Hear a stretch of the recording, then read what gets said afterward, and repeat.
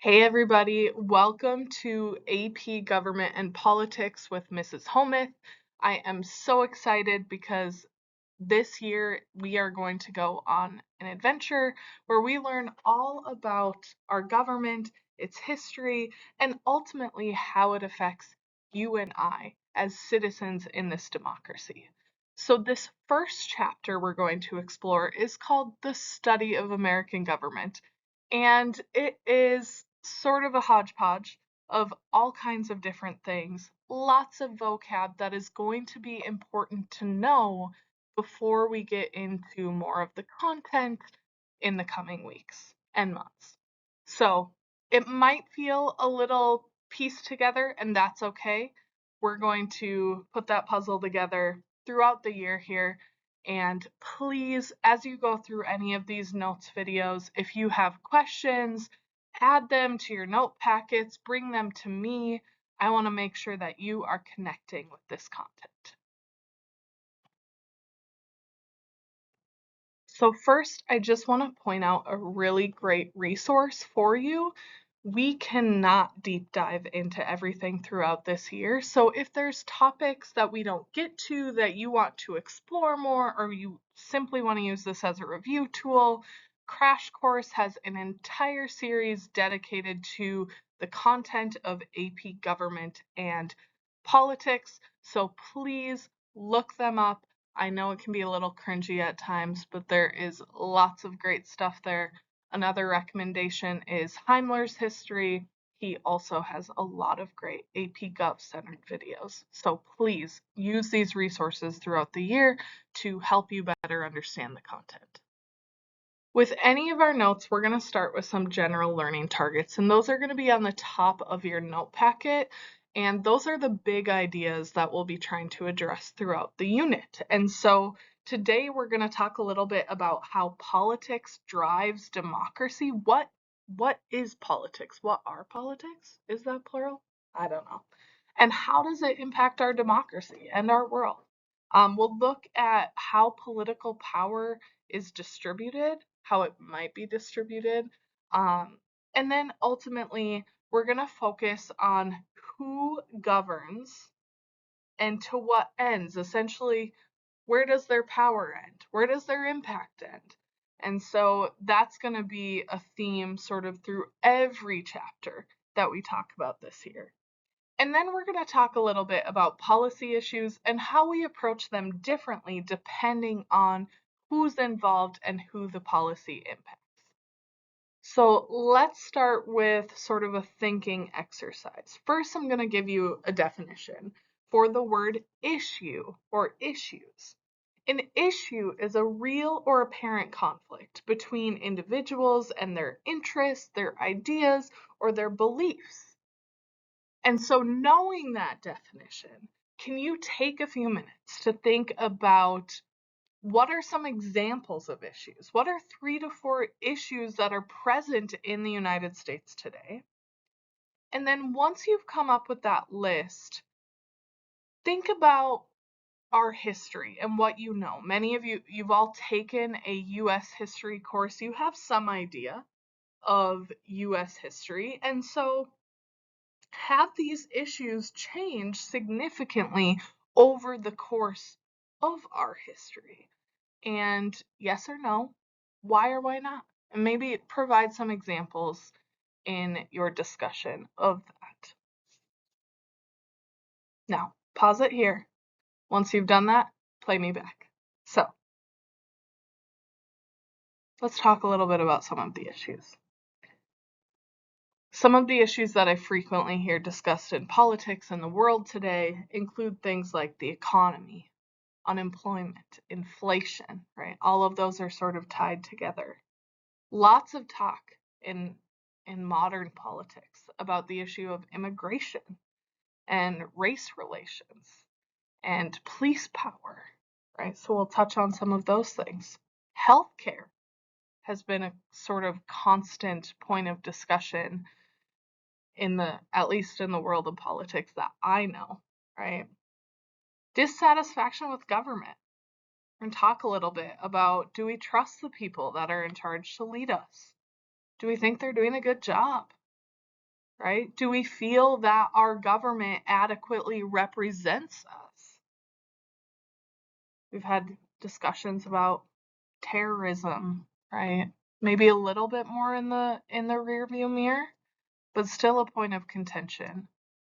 There's all sorts of different issues, right? LGBT rights, women's rights, the religion, like freedom of religion, freedom of speech, the list goes on and on.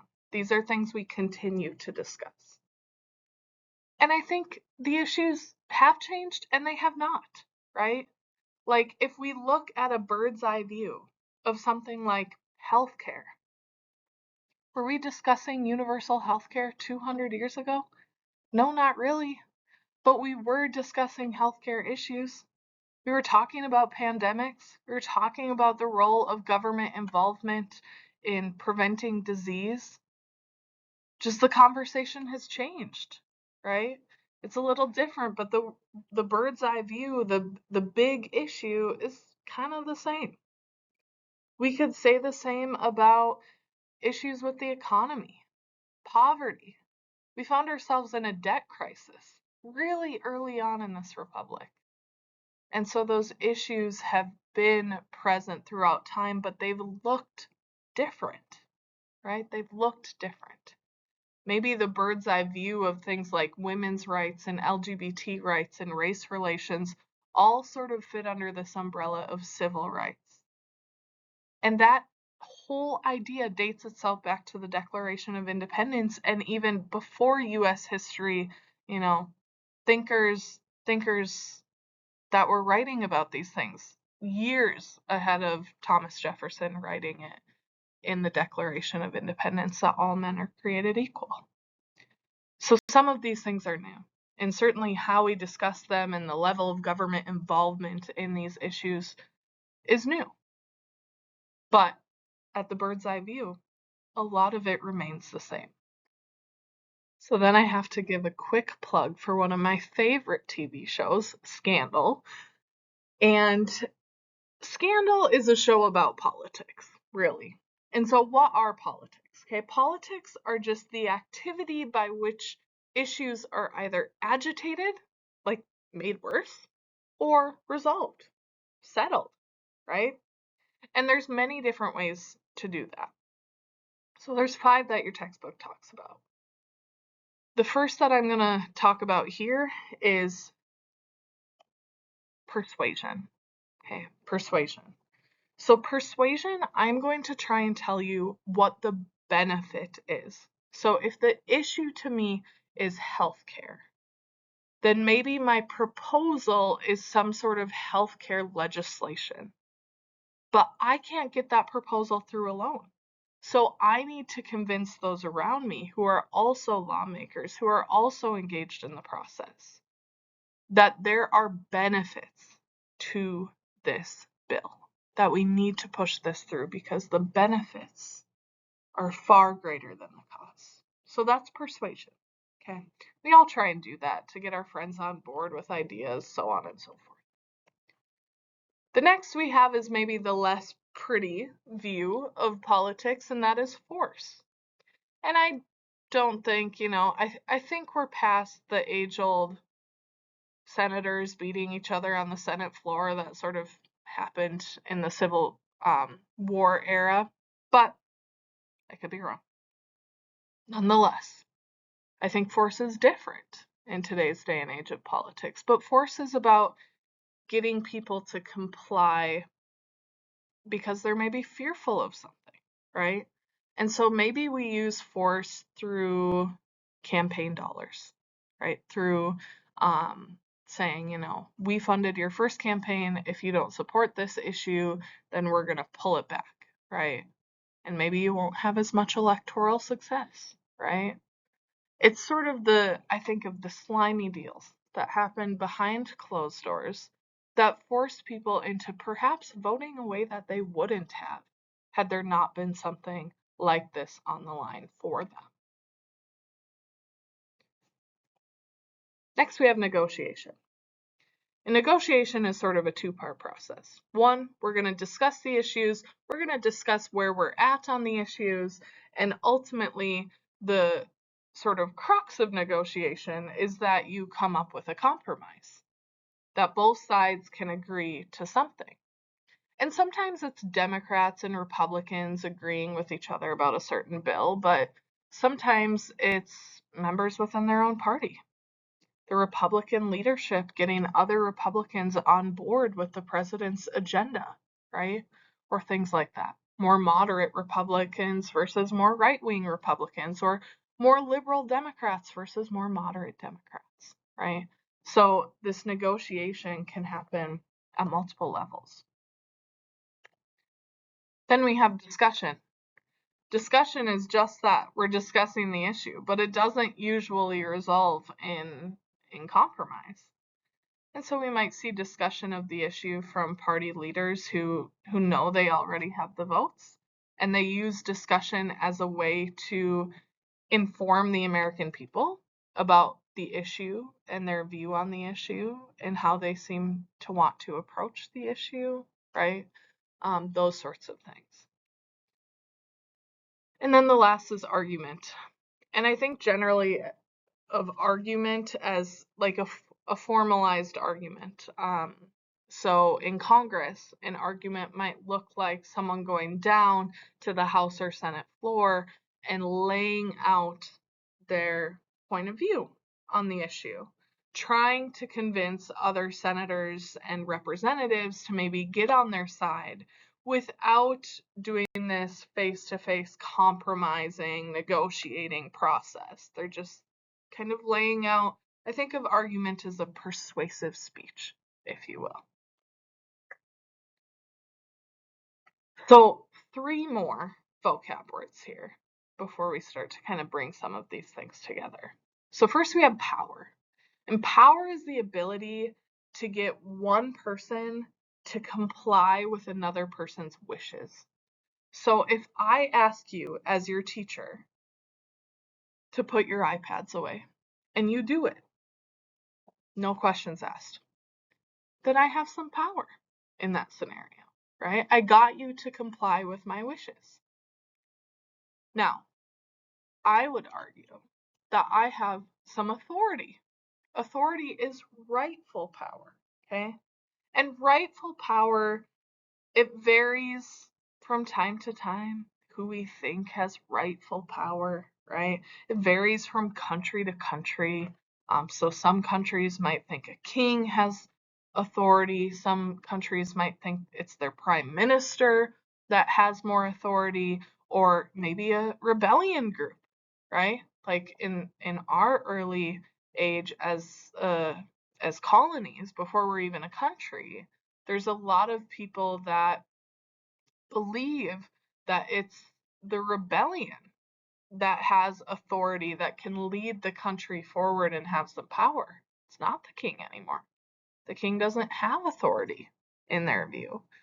And so we see that in not just in US history, but in rebellions across the globe, in world history.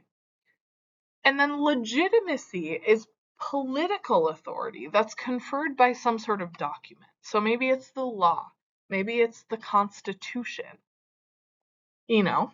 So for us at our level, maybe it's my teaching contract and my duties as your teacher. Those are written down somewhere. And those give me legitimacy, which gives me authority, which gives me power, if you see what I mean. In the United States, legitimacy might be the political power of the president, for example, because the Constitution talks about the power of the president and lays out some of the powers of the president. And so we recognize that as a legitimate source of power. Now, we don't always agree with the documents, right? Back during the early republic, when we're, even before that, when we're rebelling against the British, it's the king who has legitimacy. But in our view, he doesn't have rightful power. He doesn't have authority. So take some time to think about this next question and write down some of your thoughts. What's the relationship between all of these things? And I won't hold you to one sentence because it's kind of hard, but maybe take that as a challenge. How can we describe this relationship between power, authority, and legitimacy in as few words as possible? So take some time to write that down. While you're doing that, I'm going to talk a little bit about the authority or the legitimacy that is sort of buried into the Constitution. And so you have two questions here. How does Congress assert its authority? Well, all congressional powers, for the most part, constitutional powers, are found within Article 1 of the Constitution. It lays out the power of Congress to make laws, to declare war, so on and so forth.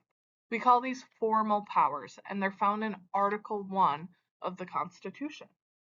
The president asserts their authority by activating Article 2 of the Constitution, where we find their formal powers, their power to issue executive orders and write treaties and be commander-in-chief of the military. All of those things are formally laid out within the body of the Constitution. So the Constitution, in many ways, is a source of legitimacy. And it gives people like the president or bodies like Congress the authority to take action. A position of authority gives them power over us. Next up, we're going to talk a little bit about democracy. So democracy, by definition, is an institutional arrangement where we arrive at political decisions by sort of a method of involving people in this competitive struggle for votes.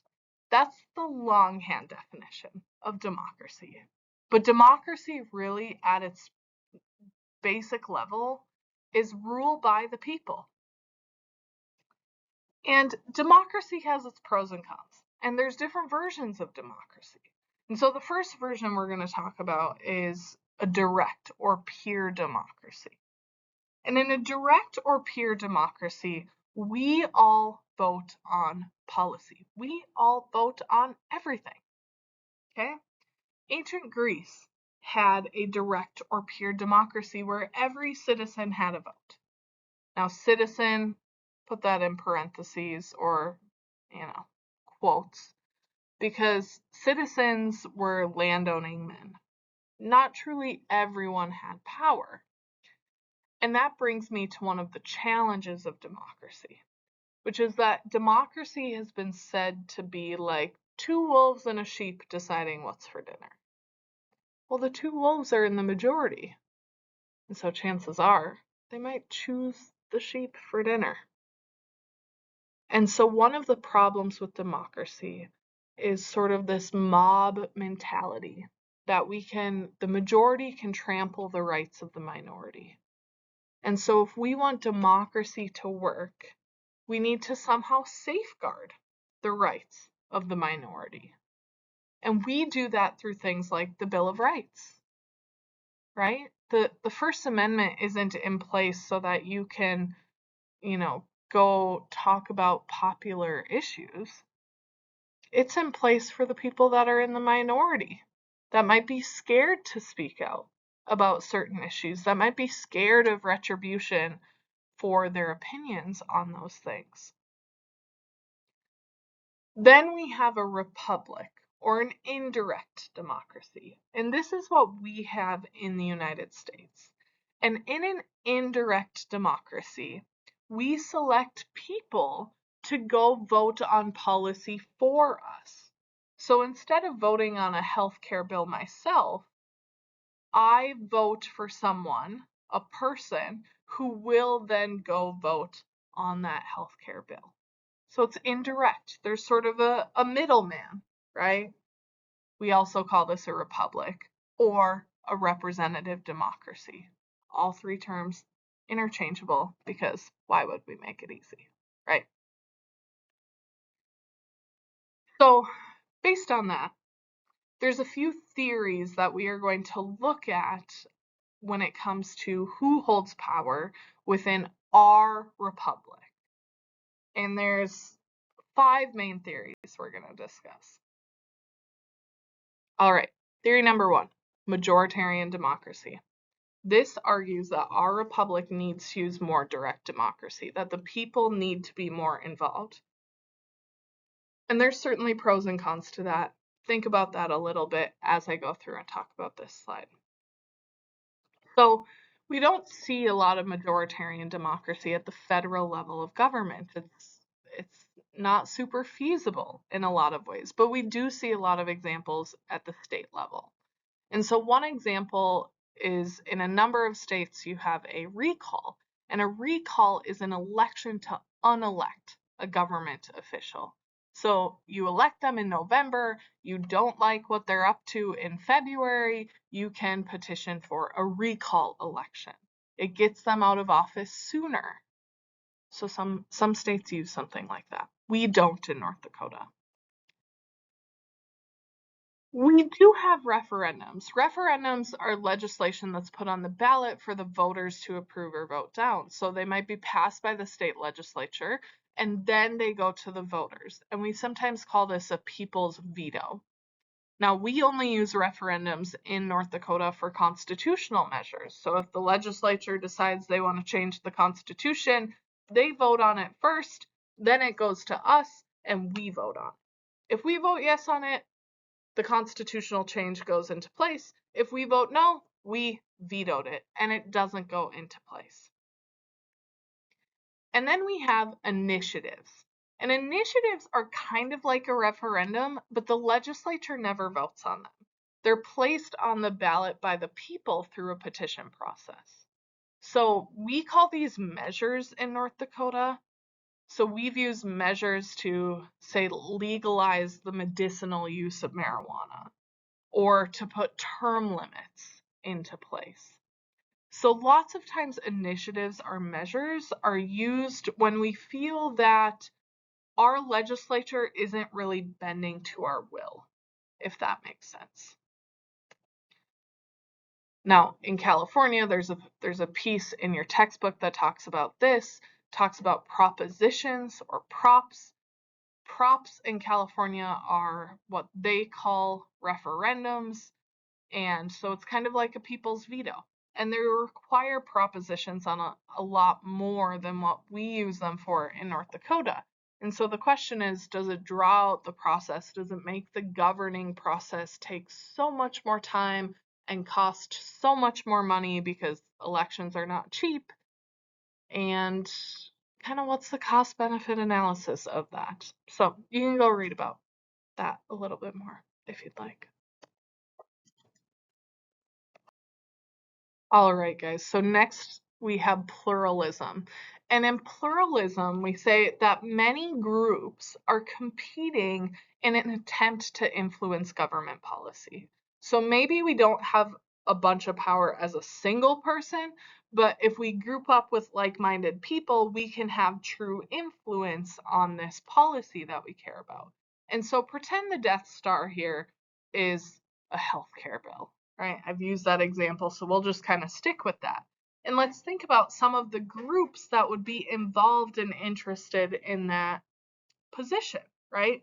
So you have insurance companies, right? Insurance companies might decide to group up and take on this issue and try and get it written in a way that makes them happy, right? You have providers, you have doctors, right? Nurses, people who work in healthcare who might feel a certain way about a certain policy, and so they want to have their say on this bill.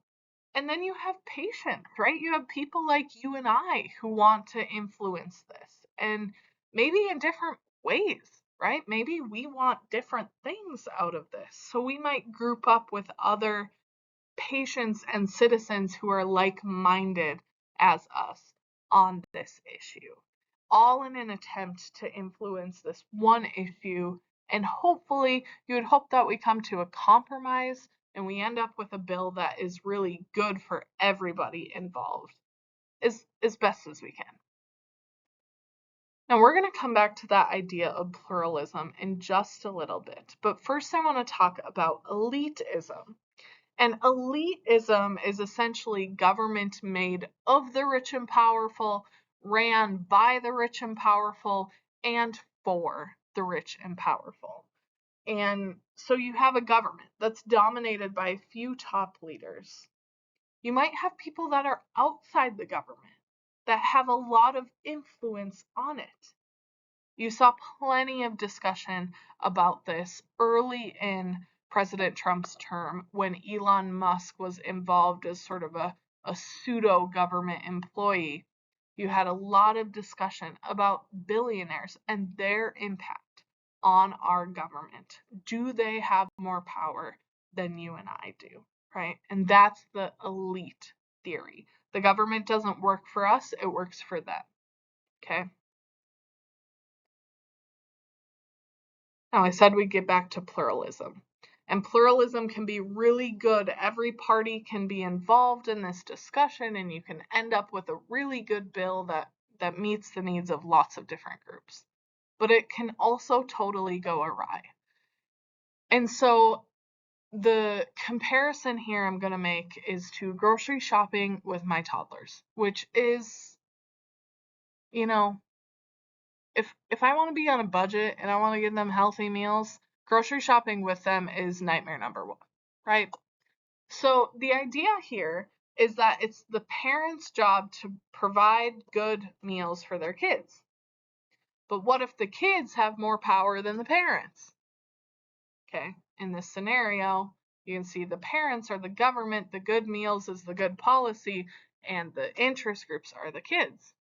And so if I'm grocery shopping with my kids and I've just had a long day and they want cereal, sugary cereal, they might ask for the first box and I say, sure, I'll give you that. We'll compromise on that. But then they ask for another box and I throw it in the cart, right? And so the story goes on. And I end up leaving the grocery store with toddlers melting down because they want apparently like 10 boxes of cereal and not just the one or two I initially gave them.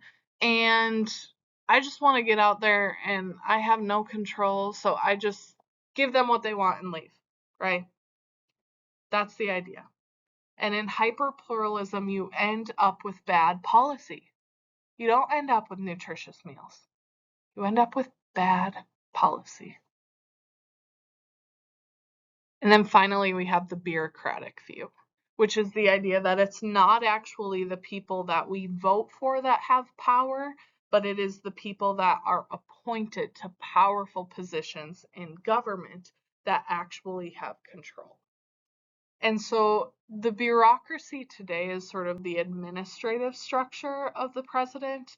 They appoint all the top people, right? The Secretary of State, the Secretary of Education and Agriculture and Commerce and all of these different things. So those people we never vote on. They're selected by the president.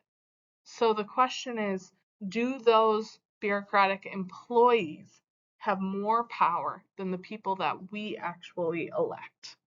Do they make a lot of decisions without our authority? So after all of that, how do you think political power is actually distributed in the United States? Which of these theories do you think is the most accurate? Your answer is going to vary. Just be sure to explain why you think that. The second question here is, what explains major political change? And we've seen political change as a result of interest groups in the pluralist view, but we've also seen a ton of political change as a result of the people being more involved, that sort of majoritarian view of democracy, right? If you think of all of the major sort of movements for rights throughout time, the right of women to vote, the civil rights movement, right? Those types of things have been led by people, right? So political change comes from multiple sources. It could be actions by interest groups. It could be actions by individuals. It could be actions by those appointed to major positions of power within our government and our country. The last two questions are things I want you to think about as you're reflecting on this chapter and as you're reading it. And so, what are some of the values that matter most in American democracy. We talk of freedom, we talk of liberty, we talk of rights. What values matter the most to us? And are trade-offs amongst those values and those purposes inevitable? Can we have it all? And if not, why not? Right? So I want you to think about some of those things as we go through. We have a few more vocab words here, and then we're going to kind of bring it all together again at the end here. So this last section of this notes is about the political agenda. And the political agenda are the sort of the list of issues that people believe require government action. And that can be affected by a number of things. It can be affected by shared political values, the values that we share. So maybe it's about expanding freedoms, expanding liberties, expanding rights, right? The weight of custom and tradition. What issues has the government always addressed? We expect them to continue to address them. Maybe it's the economy, right? You've always done something about the economy. You've always ensured rights. So, like, keep doing those things, right? It's the tradition, it's the custom. The impact of events. Think of something like 9/11. 9/11 completely shifted the political agenda to a focus on preventing future attacks. So it changed a lot of laws about privacy, not only for people abroad, but for people living here in the United States. It created new government departments to address the issue of terrorism. So events can have a huge impact. COVID had a huge impact on the political agenda. You know, unemployment and healthcare and disease management, and all of those things became a huge priority. And then there's also the political elites. How do they change what they talk about? What issues do they talk about?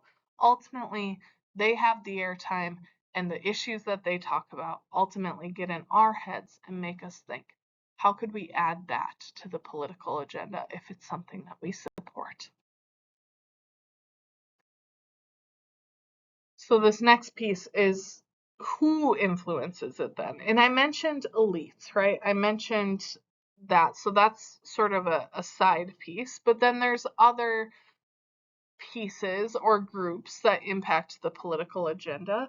And one of them is the media, right? The media publishes news. They maybe give airtime to elites that get them talking about political issues. They talk about Israel and Gaza. They talk about Ukraine. They talk about all kinds of different issues that get us thinking, hey, you know, we're a little removed from this, but we care about it, right? We care about it one way or the other. You also have the government institutions itself. How are courts ruling on issues? How is the bureaucracy changing their way of doing things? And how's that impacting issues? Does it create new issues? Okay. Then we have groups. We have groups of like-minded people who say, hey, we're going to go to Congress and we're going to lobby them to change this issue, to get this on the agenda. And then we have actions by the states. What are the states doing? Because in many ways, the states are more representative of the will of the people. And so if states are legalizing same-sex marriage, if states are legalizing marijuana, well, then does that sort of give a cue to the federal government that they should do something about it too? You have some additional examples below about New Deal and Great Society measures, but we're going to kind of bring this together to talk at large about the policy-making process and who has an impact on it, what are the costs and benefits of different policy, so on and so forth. So two main factors with any type of policy are looking at the costs and the benefits. And sometimes the cost is monetary, like this is going to put the country into trillions of dollars of more debt. That's monetary. Sometimes the costs are non-monetary too, like we're going to have to give up programs that we have historically relied on. And benefits, same thing. Benefits can be monetary. They can literally be like a COVID stimulus check, that's monetary, or a social security check, but they can also be non-monetary. And so they might expand access to college, for example. That would be a benefit that's technically non-monetary, though it may influence your pocketbook at the end of the day. It can build up programs and that sort of thing. So those can be non-monetary as well. The perception of costs versus benefits can sometimes end up being a discussion about whether the beneficiary is deserving.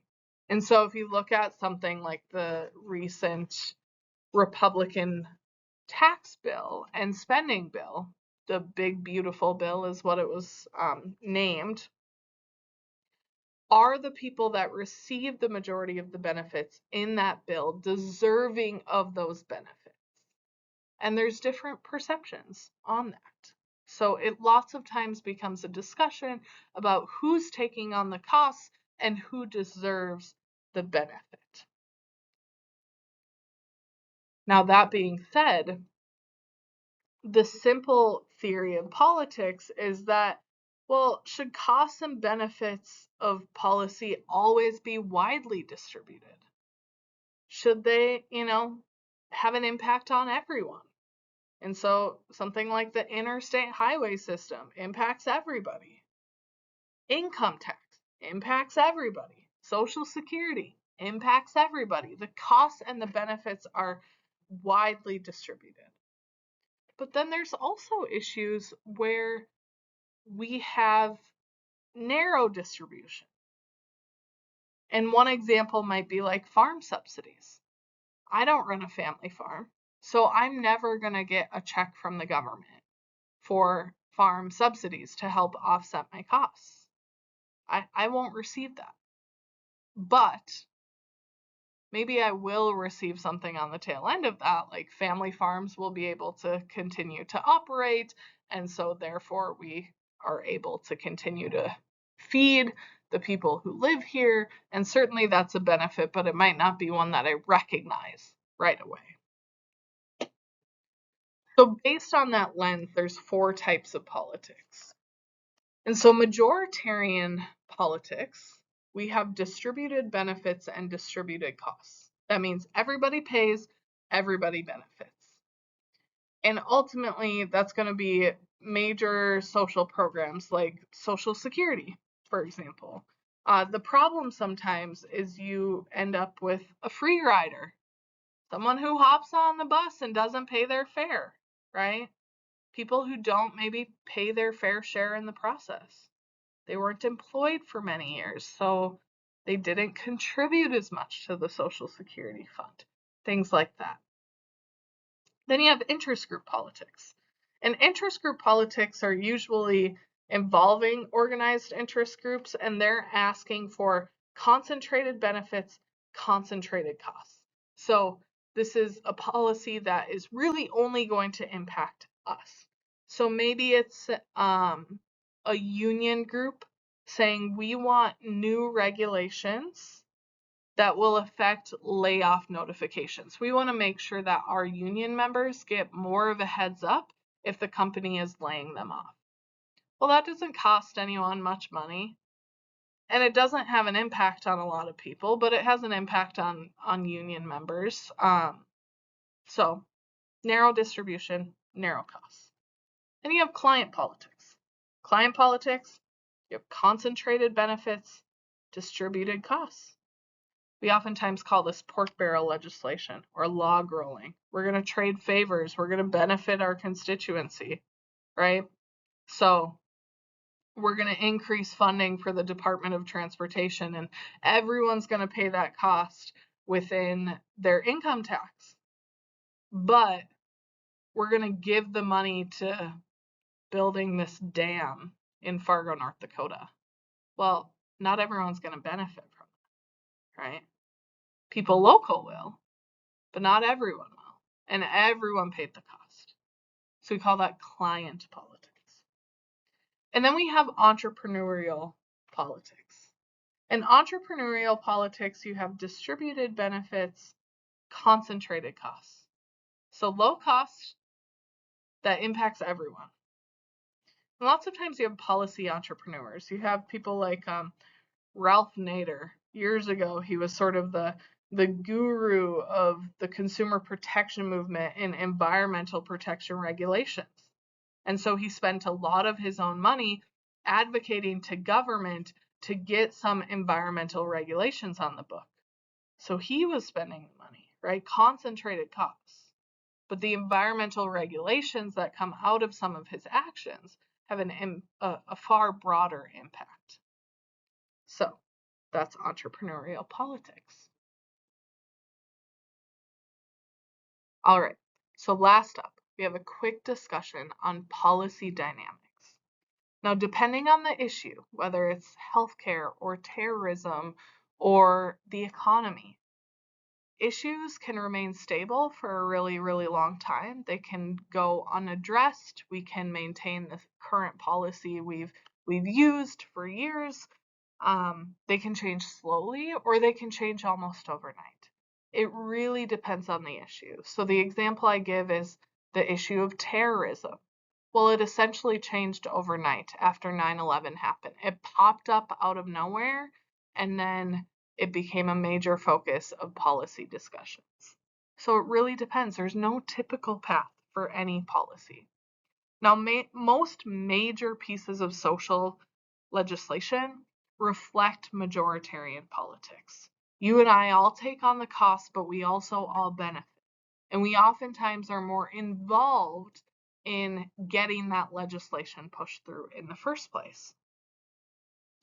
Now, one example the book gives of all of these types of politics, and maybe in part because it was a huge, like 1,400-page bill, is the Patient Protection and Affordable Care Act.